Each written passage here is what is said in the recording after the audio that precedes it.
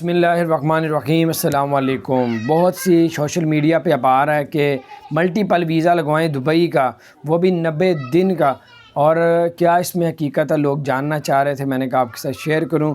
جناب اس پہ کوئی بھی ابھی حقیقت نہیں ہے، ابھی آپ لوگ تھوڑا صبر کر جائیں، انشاءاللہ تعالیٰ قریب پاکستان کے لیے single tourist visa visit visa open کر دیا جائے گا۔